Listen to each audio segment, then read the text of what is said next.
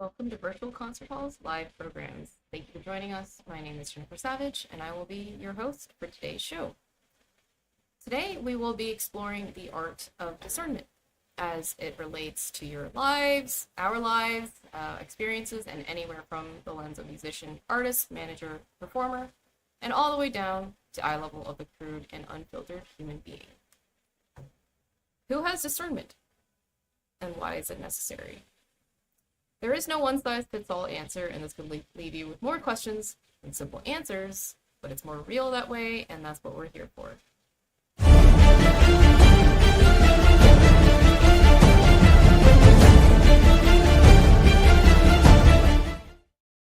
And here is a little preview to recap our last installment.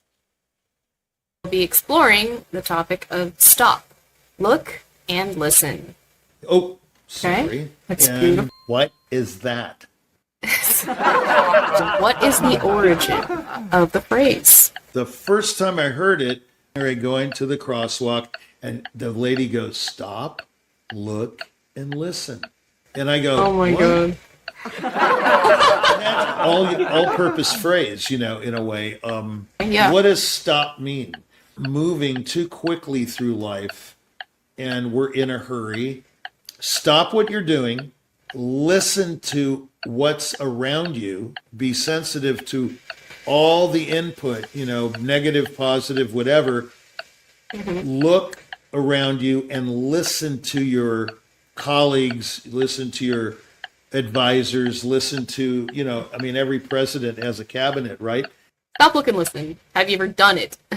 If more conductors did stop and look and listen to their soloists, we would say better things about them, I think. Oh, okay. Yeah. So if you do not stop, look, and listen, you could lose your life. You got to be very vigilant. I have done it. And I'm telling you what the sensation is. It's kind of scary because when you stop and you look and listen, all of a sudden things are very acute. They're very present. I'm always an active participant in my art. Yeah.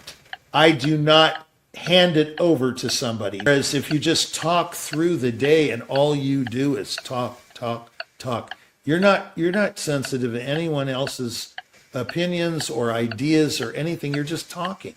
When the woman said it to me at the crossing guard, I should have taken that as, wow, this is a life warning. Did you think back to that phrase and realize there's more to it? June 6th, 1978. I was about to do my first PBS show that night. I was in a great mood. I just suddenly I get a call from my publicist, who I'm paying $500 a month for in 1978. That's a lot of money, okay? Richie, you only have 3 dates next year. What is Bill doing? And I go, what?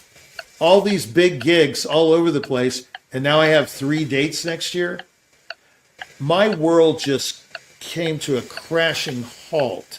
okay, stop, look, and listen. You're going to be broke in a year. You're not going to have any money to eat, by stopping and analyzing my situation, who said, okay, look, man, you can do this, you can teach, you can do that, and so, 2 years later, I made my Carnegie Hall debut. So, you never know. Just because your father died yesterday, that does not mean you don't play at the Kennedy Center 2 days later. You don't do that. We don't do it naturally. We do it only when we have to. Stopping what I'm doing. So I remember that's the day I woke up. That's the day I grew up. That's the day that I realized this whole thing could slip away. Wow. And that was our last episode where Jack Price, Richie, talks about his experience as a concert artist. And check it out. It was a really good episode. So today, I'm excited to be joined live with co-host and celebrated partner in crime, Frane, otherwise known as Jack Price. And just to give a little introduction, formerly known as Dekron and now known as Jack Price, he began his career in artist management in response to his own career as an RCA recording artist after winning first prize in the 50th anniversary Naumburg competition, as well as the crazy pianist who premiered The Right for solo piano. Welcome to the show, Jack Price. Great to have you. Great to have you in a cool sculpture in the background. Oh, thanks. Yeah, this is called Outer People. Outer People. Wow. Yeah, interpret it any way you want. Yeah. That's what Palagyi Winner, the artist, calls it, outer people. If you see the little figures, those are people. And okay, so outer people, I suppose, means everybody but you. Like out there. Ooh, okay. That's one interpretation. I wonder what Palagyi Winner thinks of that. Yeah, I told him it looks like a room divider. Like from the piece. Yeah, I like it a lot. And it's for sale for only $30,000. No, I'm just kidding. Only. Yeah, what a good deal. I've been selling art lately. I maybe have a green thumb. How people can grow things. An art thumb. I have a gold finger. You don't know that. That's that James Bond. Yeah.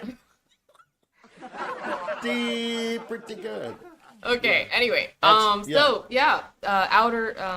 You said Outside People by Palagyi Winner. No, not Outside People. Look, this is the Richie Atamian Comedy Hour, or Comedy Corner. If you notice, this is a corner.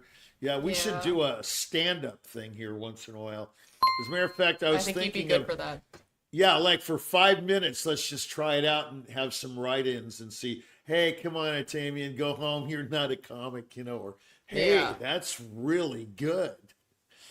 Anyway, so good. No, outer people, not, what did you call it? Outer something? Outside people. Outer people, something. Outside people, that's good. Okay. Yeah, meaning everybody outside of your sphere. That's what it means. Okay, and they're all lined up like little soldiers. Yeah, they are. Like a room divider, as you say. Thank you, Palagyi. Yes, and really so that's by Palagyi Winner. Let's check out a little clip by Palagyi Winner, just to get a little feel for his art.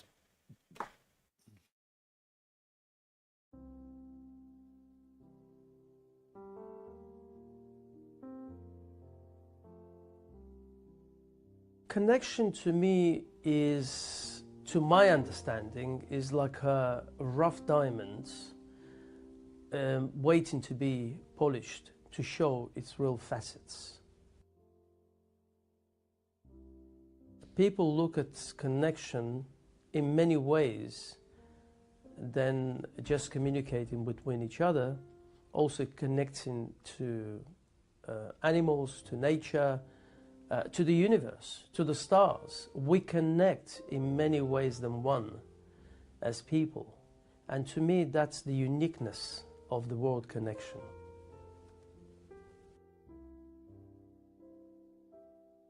Art to me is like oxygen to a person. It's like water to fish. It's been embedded in me since childhood.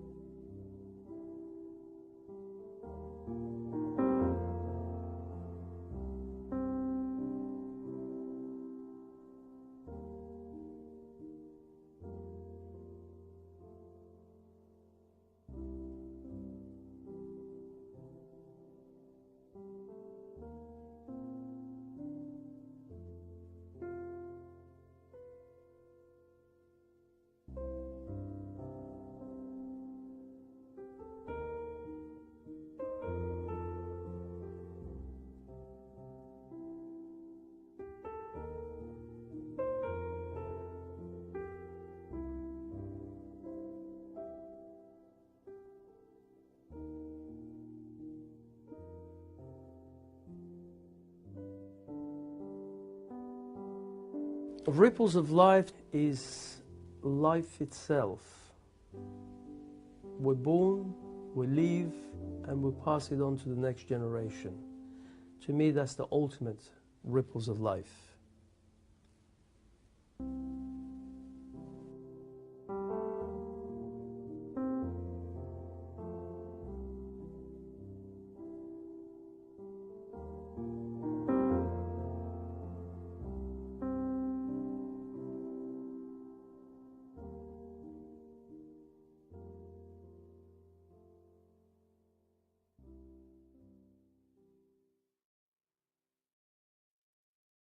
Okay, and that was Talik Winter, and you can check out his Instagram and also check out his work on priceattractions.com.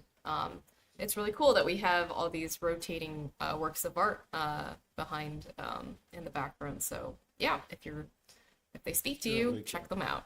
All right, so let's get right into it and dive headfirst into our topic of today, the art of discernment. What do you mean what do you mean by that, by art of discernment? Like what are you trying to say with that? Well, we're not going to go to door number 1 yet, I can tell. So what art, it is an art.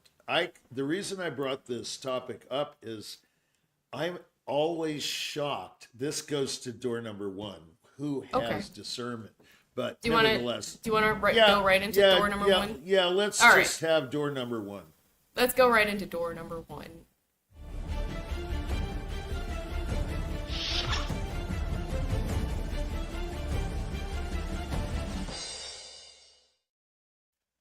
Right. My answer to that is very few people. The reason I brought this topic to bear or up is because I'm constantly shocked at, imagine an ultimate professional, a superb professional at what they do, and they can't even critique their own discipline.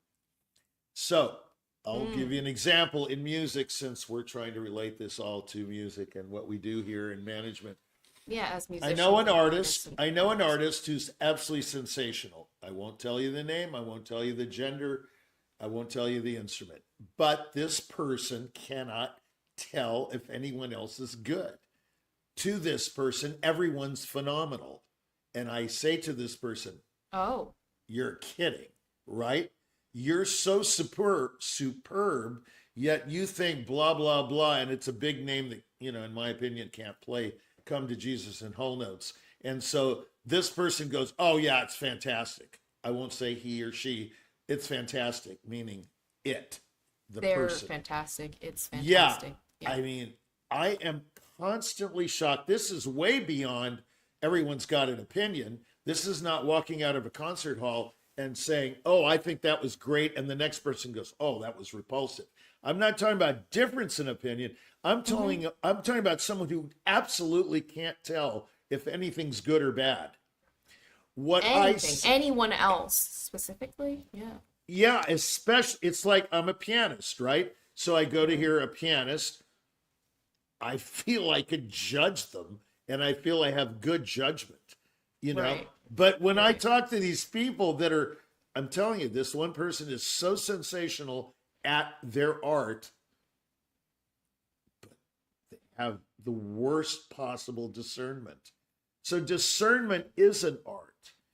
It's an art separate from the art. You can be Yeah. great at something. itself. This is fascinating to me. Of course, this is Yeah. my opinion, but I think a lot of people would agree with me in this particular case. And it turns out many cases. Let's say we're in the business of making automobile fenders, you know, and you've got all these fenders coming out of your factory. I think by the end of 10 years of doing that, you know what you're talking about. Not so. Not so at all. Not so at all. They can't critique anything. It's like they do something so well, and they just, it's either that or they're putting you on, and they go, oh yeah, that's Or just, it's that. oh, that's fabulous. Oh, they do that so well. That's such a beautiful nocturne. I can't imagine it being more beautiful. And I'm going, what planet, what What rock years? did you just Yeah. crawl from under? I think discernment, just the word conjures up a very complex feeling. Can you decide if something's good? Can you discern between good and bad? Can you discern between good and evil? Can you discern between Differentiate. colors? Can you, you know, we say light, you know, this, everything isn't great black and white, right? Everybody says that. Right. Oh, you see things just black and white. They say it about me all the time because I'm very, you know, Oh. definitive and, oh, that's Yeah. bad. This is good. You know, Yeah. no, of course, there are many colors in between black and white. But that's my point. They don't see them, they don't hear Oh. them.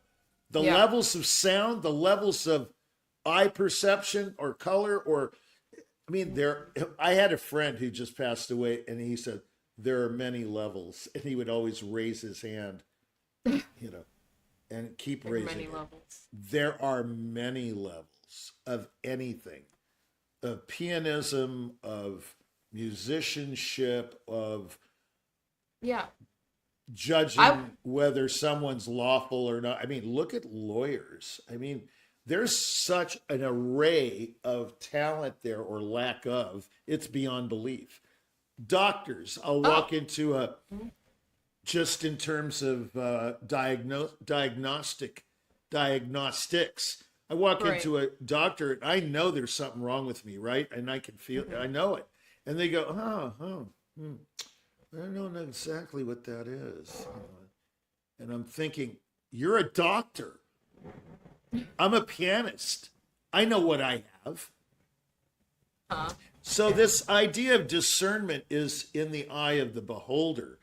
They're discerning according to their particular set of rules and standards and talents and perception. It's so personal, it does enter the realm of opinion. In other words, in your opinion, this is great art or bad art. I happen to love this piece. I know there are some people, I can tell you, I took it to a gallery in Scottsdale, and this person says, it says nothing to me. I said, okay, Someone fine. said that. Yeah, Okay. yeah, okay, it says nothing to you, but I mean, it's a good piece of art. There are some standards that it satisfies, just like Right. this one.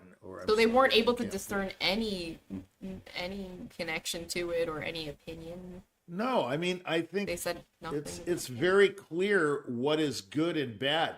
I mean, if you see a painting where it looks like your 4-year-old daughter just splattered paint all over the thing, and its retail price is $53 million in Beverly Hills, you know something's up. Okay, that means that artist is marketable for whatever reason. It's $53 million. Right. And Maybe they're Hollywood- marketable because of the discussion of why is this paint No, splattered? it's because, you know, Tom Cruise No? bought it for $53 million. So it's now worth $53 million. It's Right. it's like, who buys it and what do they pay for it?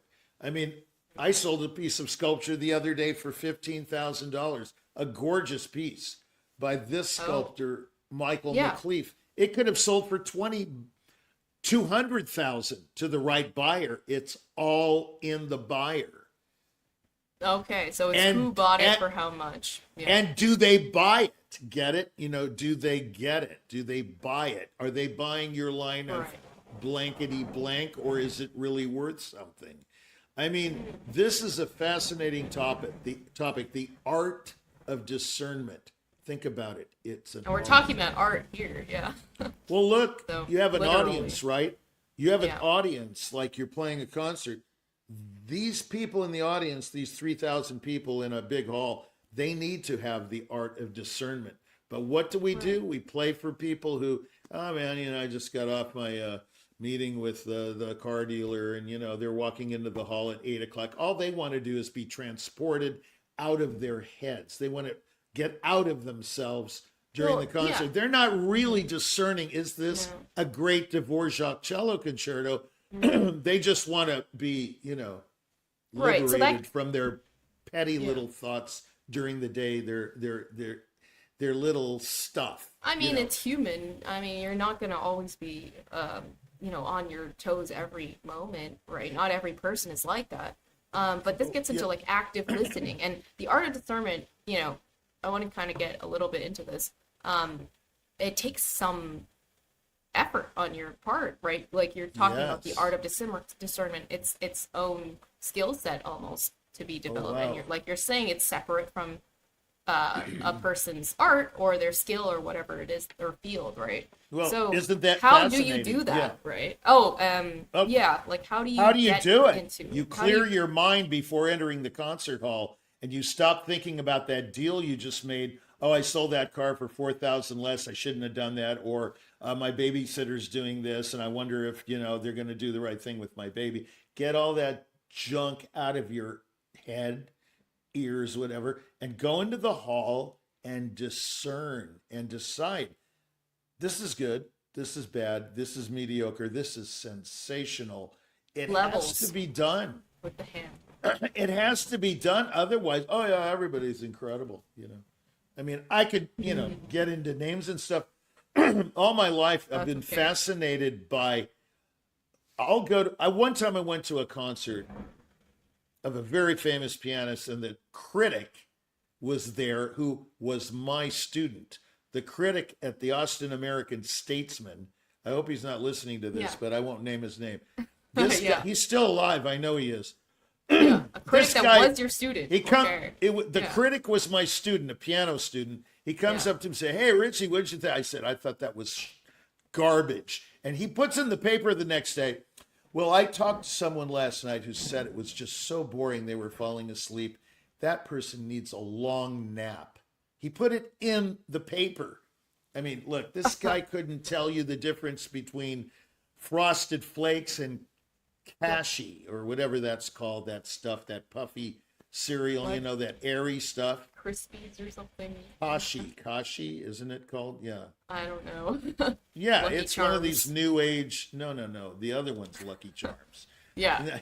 Frosted Flakes or Kashi. It's like The it's knockoff like- or what? no, Kashi is like one of these whole wheat or puffy things that's supposed to be good for Okay, you. anyway. The point is, there's a huge difference between Kashi and Frosted Flakes. Okay, this pianist that I was hearing just slobbered all over the keyboard, and this guy, says it's phenomenal, and he comes up to me, he knows what I'm going to say, and then he tells me I need a nap.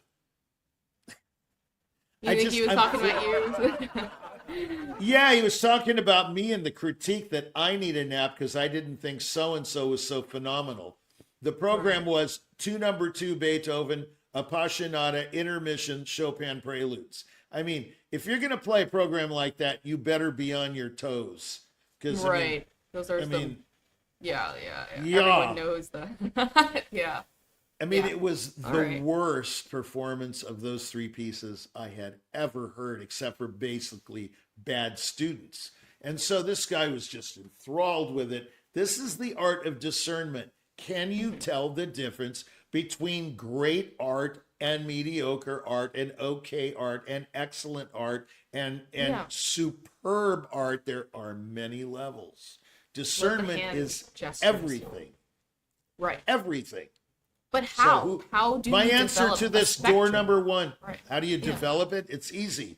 You just listen like last time. Stop, look, and listen. Okay? Right. Yeah. You So study. you clear your mind of everything else, and then you focus on and develop those levels, is what you're saying, right? Well, I hate to say it, but an audience has to have a gift too. The performer Mm-hmm. is not the only gifted person in the hall. The audience Yeah. has to have that art of discernment. Otherwise, they're just like, it's a cattle call. Oh, wasn't that incredible? And these standing Yeah. ovations, they're just like a dime a dozen, right? Everybody Right, gets a right. standing ovation just for walking out and sitting down on the piano stool. Or, I mean, you could go out and, not I do mean, anything. a lot of 2 yeah, a minutes lot and of 35 audiences. seconds of silence, Yeah, they tend to just, I mean, like you're saying, it's like kind of like a herd mentality where you see someone else clapping so hard, and then you're just like, okay, time to, everyone's gonna stand up now. But it's Yeah. not, always necessary. What do you think about that? I was at a concert of Pictures and an exhibition. This orchestra was playing it.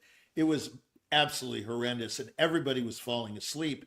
And they instantly stood up after, just like because of the last note. You know how it ends, Right, right? yeah, Big, yeah, big yeah. E flat.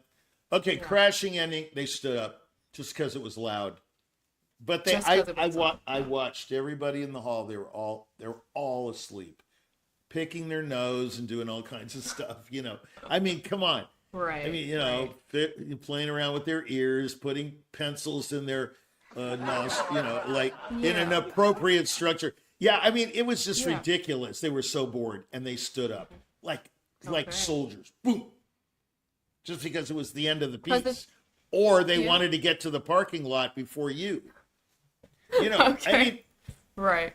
there is For no whatever reason. discernment in this For society. not the correct reason, they're actually like they've lost the spirit of why we're standing up for an ovation, I think.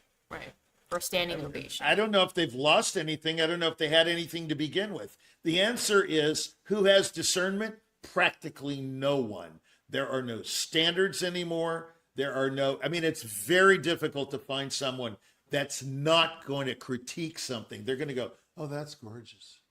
It's a Right. feel-good society, don't you know? Well, I wanna- people like to I wanna follow the feel good. opinions of who else. They look at the person next to them, to their left, to their right, and then they're like, okay, they like it, then I'll like it. It seems to be good. If they think it's good, it must be great. Right. It's That's much easier to most- follow others. Right. It's a herd mentality, or sheep. They're following the shepherd or whatever. I mean, Rather look, than think for yourself. Yeah. They and don't discern think for yourself. themselves. They Right. don't. Very few people. Who has discernment? Very few people. Okay. Now, Yeah. door number 2. Yeah. Well, before that, let's take a Oh, quick yeah, break. forgot about yeah, that. and pivot with Sorry. a little bit of music. No, you're good. Right here on the JPIR archive. Yeah, check out this little clip for our break.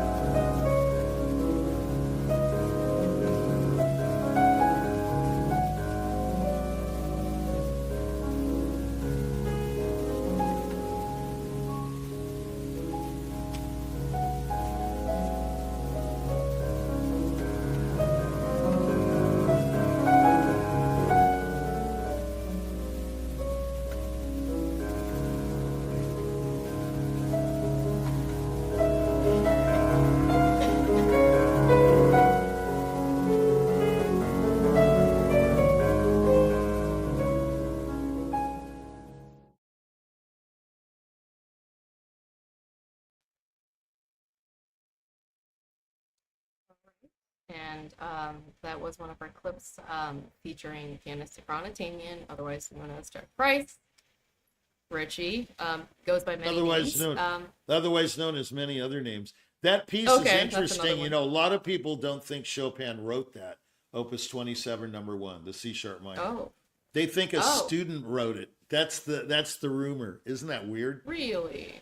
Yeah, like Mikuli, who was Armenian, by the way. Oh, great. You know the Mikuli edition of Etudes? You know, Mikuli? Yeah. Mikuli was an Armenian pianist. Yeah. Oh. Anyway, that's from my treasure chest of useless knowledge. Just so I think the piece. You know where it comes from, yeah.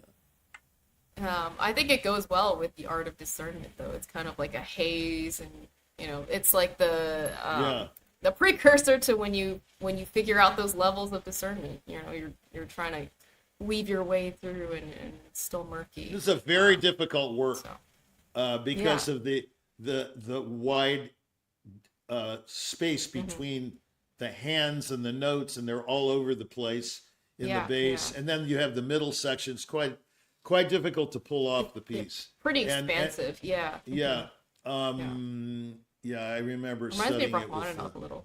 Yeah. A little bit, yeah. Like one of the Etude Tableau, but anyway, I think, I think it's a great piece. Anyway, the point is, discernment. So, okay, discernment. Let's move on to what is behind door number 2.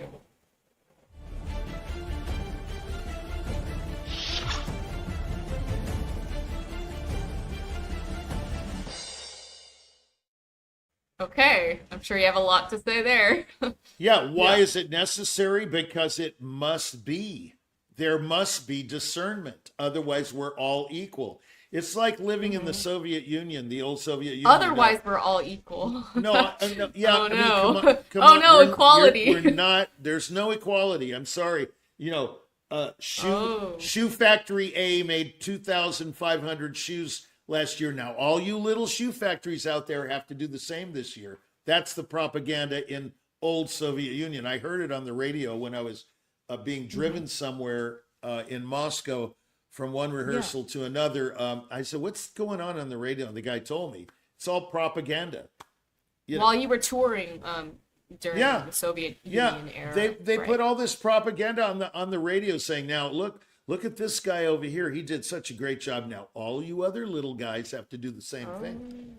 Oh, yeah. Oh. That everybody, look, I knew a cardiologist in Armenia that got the same salary as the garbage collector in Yerevan. Okay? So that's the way life is in that kind of society. You can't have that. I'm sorry. Everything is not equal. People are not equally talented. People are not equally anything. Everybody is different. We're equal in our rights, yes, but not in our gifts. Not in our gifts. There's no one that's equal. Everybody's different. So you discern that for yourself, you know, rather than you're saying, that you discern that we're all different, but there is a difference, and you discern that the difference is we should be equal in our rights at least. Right? Yeah. Well, anyway, I mean, I'm thinking that if you don't discern, there's nothing. It's just all vanilla.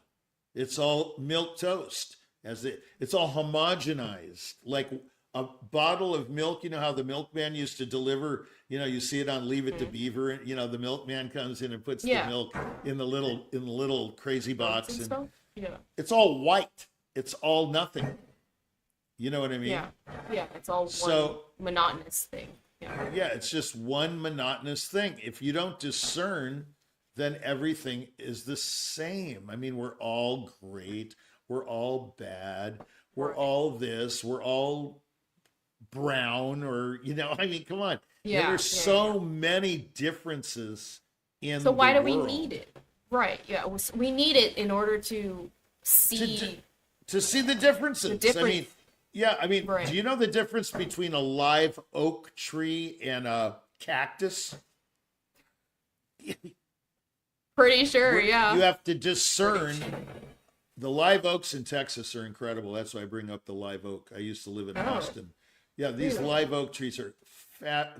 They've been around for like hundreds of years, gigantic trunks and everything. And then you compare it, Oh, go to wow. Phoenix or something and compare it to a cactus. It's like, they're different, right? They're very different. Yeah. One is really prickly. The other one is like got a bunch of leaves. Okay. Yeah. Can you and discern? I know. Look, Yeah. this is an obvious discernment. Whereas judging between De La Rocha's own dean and Ashkenazi's own dean, not for me, but for some people, might be a difficult task. Yeah. It's very clear to me, which I'm not going to tell you what I think, but Yeah. which one is better, which one is more sensitive, which one is technically executed better. It's very clear to me. I play the piece. I've known it all my life. Yeah, not all my life, but discernment comes in many levels. Are you familiar with the material you're discerning between? So, I assume. So you're someone who played it versus someone who hasn't played it might not necessarily know all the ins and outs of Oh, absolutely. of the Yeah, piece and how I mean- it feels and all of that. But I mean- some people who have never been able or never even played the piece are still able to discern for themselves, like more than. Yeah, I mean, look, I've never played Carnival, but I think I can tell if it's a good Oh. Carnival. I've come played on. Carnival. Yeah, Yeah. I mean, Yeah. I played the F sharp minor sonata, so I know that better than Carnival because I've never touched Carnival. But the Right. point is, I've heard it enough and I've taught it enough to know that, okay, this is a good Carnival. This is not a good Yeah. Carnival. But again, the person next to me is going to say, that's your opinion. See, everything is like that, but discernment, I believe, has a level of standard that opinion does not. When you discern between things, you're being, I think it's a refinement of the decision in the mind. This thing, oh, that's my opinion. Yeah. Well, It's based that's on much more something. flighty. Right. Yeah, discernment Yeah. is serious. Opinion is, oh, that's a great piece of art. I don't Opinion can simply just be based on this is why I think the way I think. This is just what my opinion. That's my opinion, right? Okay. Yeah, I mean, it's like Gustav Meyer used to say to me, he's deceased now, he was my father-in-law, a great conducting teacher. He said, Richie, they don't know. They don't know. He would say this to me all the time. We'd be having dinner and I'd be going, just tearing my head out. I was going crazy over some person's About the audience comment or whatever, comments, and he yeah. goes, they don't hear it. And I'm beginning to understand what he was talking about now. You're only So- beginning. Okay. Yeah. Yeah, I mean, Yeah. I think everyone has ears, but they do not. Okay, so we have physical ears, but do you hear? It's like the prophet or something said, he listens, but he doesn't hear. Meaning he's listening to the sound of the person's voice, but he's not hearing what he's saying. Yeah. So- yeah. That applies for, talking, for words, for music, It's everything. for art. Yeah. Yeah, so seeing without discernment is- being, or there's all Yeah, these. so discernment is discernment. Levels. Opinion is opinion. But many Yeah. people will say opinion is discernment. That's your discernment that it's good. It's your opinion that it's good. I believe discernment is more factual, is based more on Right.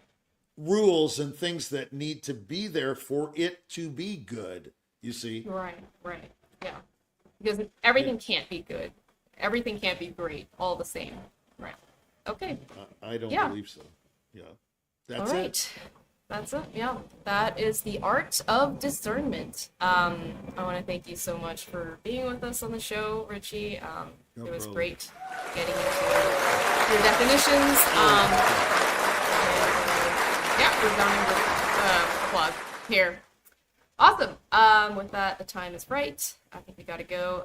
But before we do, let's take a moment to thank all of our sponsors and partners. There are so many orchestras, schools, conservatories, and studios, so many organizations that have been along with us for the journey, and we're so grateful to have so many supporters, without which this broadcast would not have been possible. So thank you so much. And also a shout out of course, to our production team. Today's broadcast was powered by Krisztian Palagyi, directing behind the scenes. And we have an amazing team here at Brookfield Concert Halls, and they have been awesome to work with, as you can hear. And with that, we also stream on all of the major platforms, so check us out on whatever platforms you would like, whether it's Twitter, X, or Vimeo, Alignable, LinkedIn, Instagram, YouTube. Check us out. And we have seasons 1 and 2 all online. So that's all we got for today. This has been Jack Price is Right. I'm your host, Jennifer Savage, and I hope you've gotten a little something out of it. I know I did. See you next week.